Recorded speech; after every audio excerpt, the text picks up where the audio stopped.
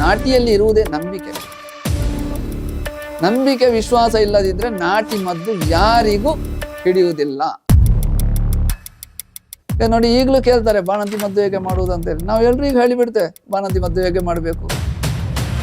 ಮತ್ತೆ ನಮ್ಮ ಮದ್ದಿಗೆ ಇಷ್ಟೇ ಅಂತೇಳಿ ಬೆಲೆ ಇಲ್ಲ, ಬೆಲೆ ಕಟ್ಟಲಿಕ್ಕೆ ಇಲ್ಲ. ನಾವು ಪೇಷಂಟ್ ಅನ್ನು ನೋಡಿ ಹೇಳ್ತೇವೆ.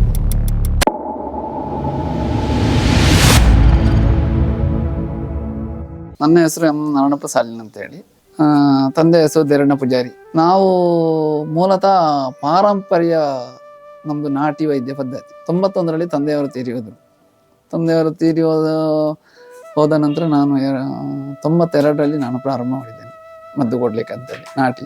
ನಮ್ದು ಮೂಲತಃ ಮದ್ದು ಹಾವು ಕಚ್ಚಿದ್ದಕ್ಕೆ ಮತ್ತು ಸರ್ಪ ಸುತ್ತು ಸಹಿತ ಕೆಂಪು ಸಂಬಂಧಿ ಕಾಯಿಲೆಗಳಿಗೆ ಕೊಡುದು.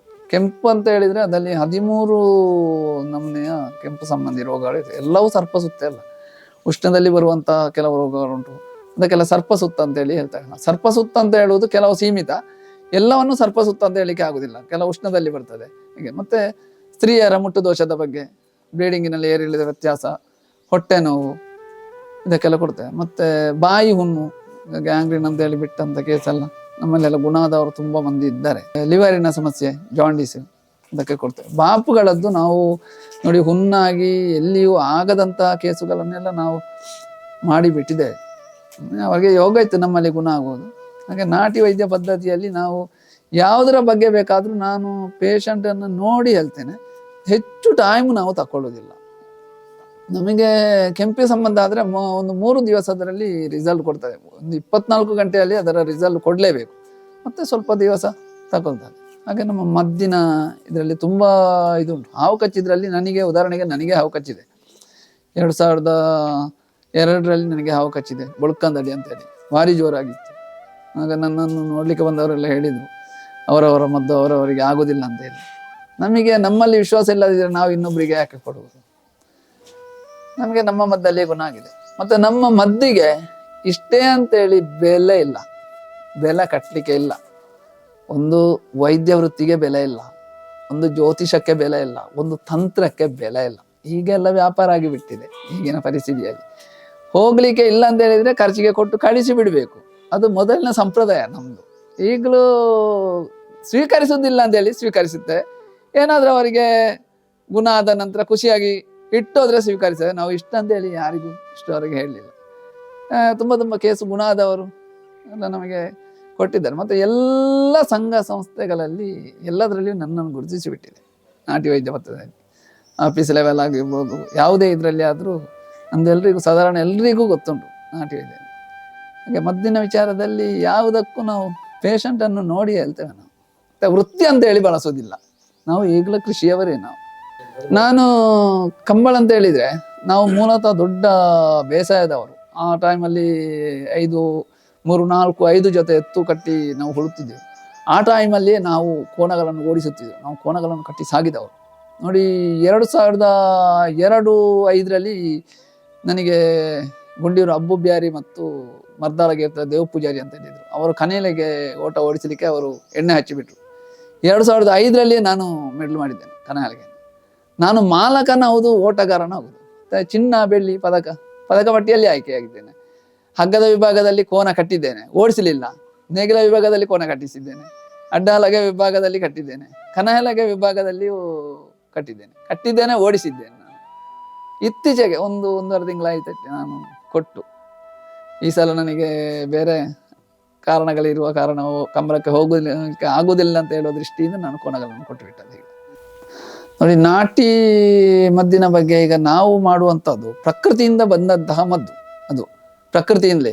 ನಾವು ಯಾವುದೇ ಮದ್ದಾದರೂ ನಾವು ಹೊರಗಿನ ಮದ್ದು ತರೋದಿಲ್ಲ. ನಾವು ಯಾವುದೇ ಈಗ ಹಾವು ಕಚ್ಚಿದ್ರು ಎಷ್ಟು ರಾತ್ರಿ ಬಂದರೂ ನಾವು ಹಸಿ ಮದ್ದೇ ರೆಡಿ ಮಾಡಿ ಕೊಡುವುದು. ಆದ ಕಾರಣ ಇದರಲ್ಲಿ ಯಾವುದೇ ಒಂದು ಕೆಮಿಕಲ್ನ ಇದೆಲ್ಲ ಪ್ರಕೃತಿಯಿಂದ ಬಂದ ಕಾರಣ. ಮತ್ತು ಈಗ ಆದ ಕಾರಣ ಹೆಚ್ಚಿನವರು ಈಗ ನಾಟಿ ಔಷಧಿಯನ್ನು ಅವಲಂಬಿಸಿದ್ದಾರೆ. ಏನಂತ ಹೇಳಿದರೆ ಇಂಗ್ಲೀಷಲ್ಲಿ ಅಲೋಪತಿಯಲ್ಲೆಲ್ಲ ಮಾಡಿ ಯಾವುದೇ ಪ್ರಯೋಜನ ಕಾಣಲಿಲ್ಲ ಅಂತ ಹೇಳಿ ಇದ್ರೆ ಅದರ ನಂತರ ಬರ್ತಾರೆ. ಎಷ್ಟೋ ಜನರಿಗೆ ಕೊಟ್ಟು ಗುಣ ಆದ. ಈಗ ಜಾಂಡೀಸಿನ ಬಗ್ಗೆ ಎಲ್ಲ, ಲಿವರಿನ ಪ್ರಾಬ್ಲಮ್ ಇದ್ದವರಿಗೆಲ್ಲ ತುಂಬ ಜನರಿಗೆ ಎಲ್ಲೆಲ್ಲಿ ಹೋಗಿ ಆಗದವರಿಗೆಲ್ಲ ಕೊಟ್ಟಿದ್ದೇನೆ.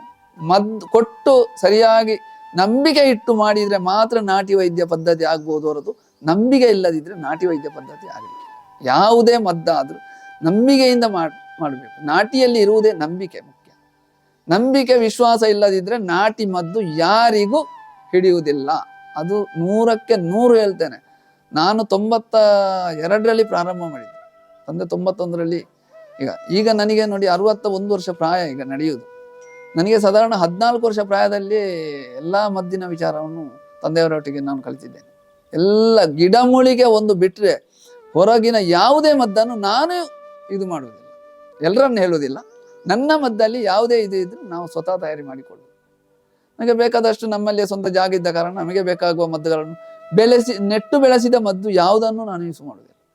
ಪ್ರಕೃತಿಯಿಂದ ಬಂದದ್ದನ್ನು ಮಾತ್ರ ಯೂಸ್ ಮಾಡುವುದು.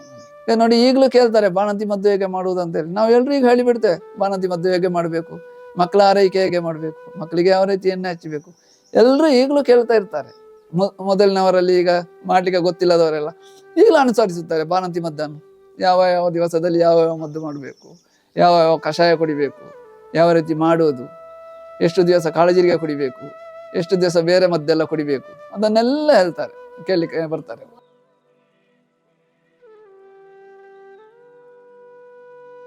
ಪ್ರೆಗ್ನೆಂಟ್ ಆಗ್ಲಿಕ್ಕೂ ಮದ್ದು ಕೊಡ್ತೇವೆ. ಪ್ರೆಗ್ನೆಂಟ್ ಆಗ್ಲಿಕ್ಕೆ ಮದ್ದು ಕೊಡ್ಬೇಕಾದ್ರೆ ಗಂಡ ಹೆಂಡತಿ ಇಬ್ರು ಬರ್ಬೇಕು. ಒಬ್ಬೊಬ್ಬರನ್ನು ನೋಡಿ ಆಗುದಿಲ್ಲ. ಗಂಡ ಹೆಂಡತಿ ಇಬ್ರು ಬಂದ್ರೆ ಯಾರ ಪ್ರಾಬ್ಲಮ್ ಅಂತ ಹೇಳಿ ನಾನು ನೇರ ಹೇಳಿಬಿಡ್ತೇನೆ, ಯಾರಿಗೆ ಮದ್ದು ಬೇಕು ಯಾರಿಗೆ ಬೇಡ.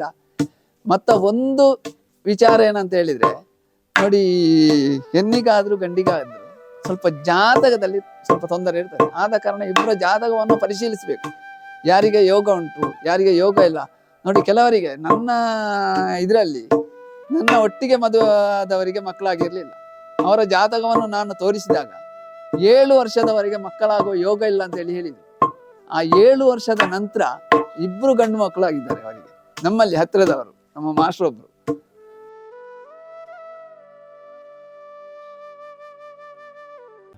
ಜಗವನ್ನೇ ಅಂಗೈಲಿ ನೋಡಿ ನೋಡಿ ಜನಮನದ ಈ ಜೀವನಾಡಿ